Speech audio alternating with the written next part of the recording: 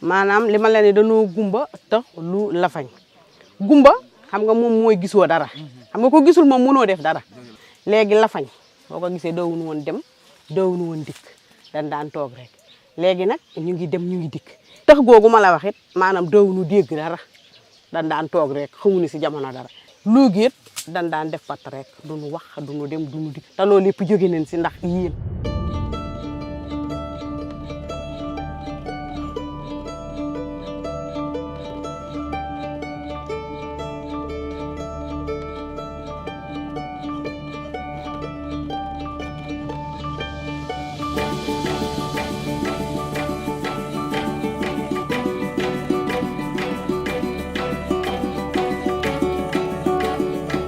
Alimentare lo sviluppo è la campagna promossa da IPSIA a sostegno della sovranità alimentare e dello sviluppo agricolo. Si realizza in partenariato con l'associazione Sunugal, con ENAIP Lombardia e con ENAIP Piemonte. Si pone l'obiettivo di un'azione strutturale di valorizzazione delle filiere agroalimentari della zona, permettendo ai beneficiari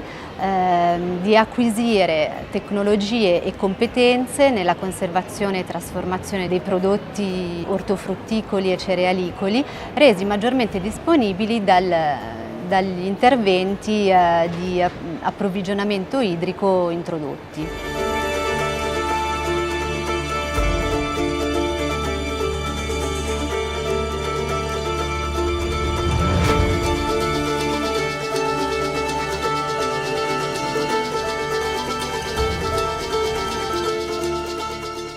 man la El Hadj Yoro Gueye askan bi nag ñoom fi ñu génn foofu lañ soxla woon parce que ñun commune bi ñu nekk day commune béykat ak sàmmkat donc ki nga xamante ne day ñëw fekk vision mondiale yi mu moderniser ko montel ko solaire ak pompe kooku dafa jàppale askan bi yàlla nag suturaal nañu ak IPSIA bi vraiment am na dëkk yoo xamante ne sax malgré que xajuñu ci woon mais dañ leen cee xaj-xajal muy lu rafet ndax boo xoolee daanaka réalisé na 15 villages te boo xoolee daanaka 10 villages la war na réaliser kon 15 yëpp daanaka dañu leen dugalaale ci biir te taxul dara ñaaw.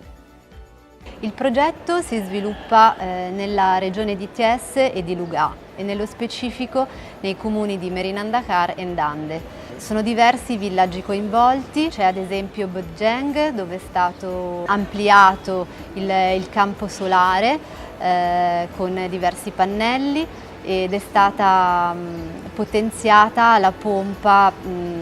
già esistente. Ad oggi arriva ad estrarre 65 metri cubi d'acqua al giorno che riesce a soddisfare il fabbisogno idrico non solo del villaggio di Botjeng ma anche di alcuni villaggi limitrofi.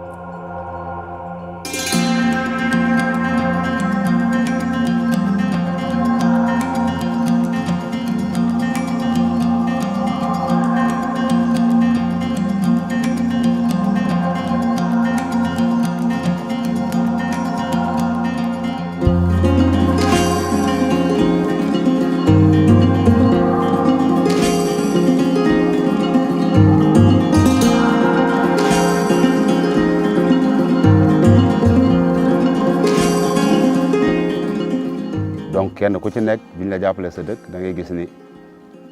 yaa ngi naan yaa ngi toppatoo jur gi et puis yaa ngi am looy góorgóorlu ci mbay mi ndax li gën a am ëpp solo sax ci nourrir le développement bi dafa wuy si c'est parce que da ngay xool dëkk boo xamante ne daan daw ay 10 kilomètres di soog a am légume mais da ngay gis léegi ku ci mel ni sanc aussi boo xoolee système bi mu def mooy dafa dem xam ni ci agriculture lay yëngu mu dem wuti machine boo xamante ni machine bi dafay transformer. man Astou Thiam laa tudd dëkk Sanc jafe-jafe yi ñu ci gën a am maanaam ndox la ak barbar ñi ma wunoo bay lu bari ndax amuñu ndox ba dañuy dem di utiwaati faneen di wut ay sareeti mbaam di ko takk di utiwaat ci maanaam salaire bi nu amoon fii ci la ñuy dem di uti ndox. maanaam wàllu jiw wi nag wax dëgg yàlla moom am nan ko ñu ngi ñuy jàppale si yéen a ngi ñuy jàppale si jiw yéen a ngi ñuy jàppale si engrais bi ak alam bi mais ndox ak barbar daal suñuy gàllankoor la bu méttee métti maanaam dañuy dem ba si biir sunu gàncax lu bari yàqu ndax yàqu gi maanaam bu ñu demee tey ba bay ba ñoral war a dem jaayi diggante foofa fa ñuy préparé di jaay ak loolu fa la ñuy am ruur di fekke bu ko defee daal di yàq sunu gàncax yëpp. durant 2 ans yi askan bi rafetlu nañ ko aussi ñi seen ginnaaw tamit dégg ko ñi ngi ñëw fii kenn ku ci nekk di wax ni am naa pompe ñii naan nañ ma jàppale sama tool ñun bénéficiaires yi tamit li ñuy def ñun mooy li ma leen wax mooy nit ki buñ koy dimbali day dimbali boppam.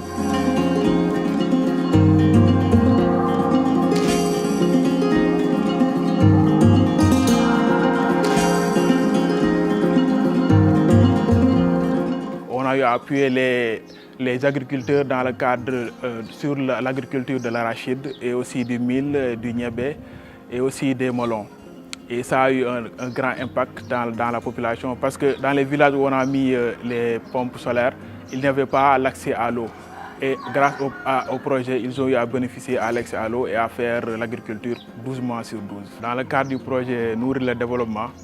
on a eu d'abord à commencer avec les femmes dans la formation en technique agricole. Ensuite, on les a initiées dans la transformation des céréales et des fruits et légumes. Son objectif principal vise à renforcer la capacité des femmes qui travaillent dans l'agriculture en les donnant des outils nouvelles comme des machines, mais aussi des formations convenables par rapport à la conservation, mais aussi à la revente des produits qu'elles ont déjà cultivés. Si è cominciato a trasformare per esempio i pomodori in conserva, a produrre succhi di limone, bisap, bouillie, che sono poi prodotti locali. Le REFABEC, c'est le réseau des femmes en agriculture bio et commerce équitable. Il s'active dans l'agriculture biologique à travers la transformation. On dit transformation, c'est la valorisation des produits locaux. Le REFABEC est constitué de 90 femmes. C'est une organisation totalement féminine, composée de 5 clubs bio qui se sont fédérés autour du REFABEC, ce réseau-là. Et ces entreprises sont des unités de transformation, un restaurant bio, un marché bio, une boutique pour l'approvisionnement en produits bio. Lors de mon dernier voyage en Italie, j'ai eu à rencontrer nos collègues de Merueps qui sont en Kenya, qui excellent dans la transformation, mais aussi la commercialisation des produits tels que le bissap. Et ça nous a donné un boom que nous voulons, par exemple, inculquer à nos femmes du Kadior qui sont en train de faire un travail extraordinaire, mais hélas, qui ne sont pas encore parvenus à rendre encore plus visible ce matériel, sinon ces produits qu'elles cultivent au niveau de la zone du Kadior. La transformation, c'est un élément d'une chaîne de valeur. Ce que nous transformons, le mil, plus particulièrement la plus grande quantité de notre transformation, se focalise sur le mil. Nous avons aussi le riz de la vallée qui est transformé. Il y a les fruits et légumes, il y a le maïs aussi. Il y a aussi les légumineuses comme le niébé qui est transformé au niveau du REFABEC en granulés, en café et tout autre produit aussi.